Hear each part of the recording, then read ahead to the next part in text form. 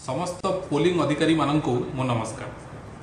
आपण माने समस्ते आसंता 25 मई 2024 दिन निजर देश पई एक अति दायित्वपूर्ण कार्य संपादन करबा पई जाउछंती। ए सुजोग बहुत कम लोकंक भाग्य रे थाए। खोर्धा जिला पई एथर पाखापाखी 15,000 पोलिंग अधिकारी नियोजित होइछंती। एथर केवल महिला पोलिंग अधिकारी को नहीं 525 सखी बूथ प्रस्तुत करा जाइछि।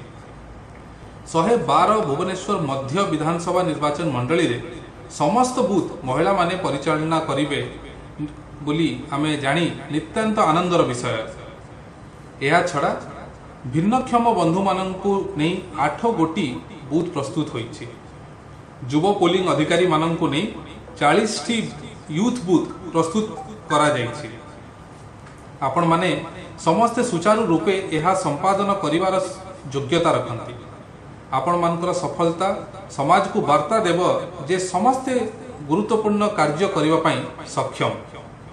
समस्त पोलिंग अधिकारी जेते दक्ष भावरे कामटी तुलाइबे ता उपरे आसंता 5 वर्ष रो भविष्य निर्भरशील।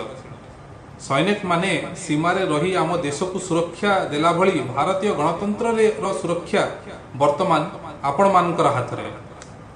आपण मानकर परिवार ऑफिस कलीग्स माने एवं देश आपणकर कार्य उपरे निश्चय गर्व अनुभव करुथबो। समस्ते एही कर्तव्य अति दक्षता एवं दायित्वबोध सह संपादन करिवे बोली मोर आशा और विश्वास।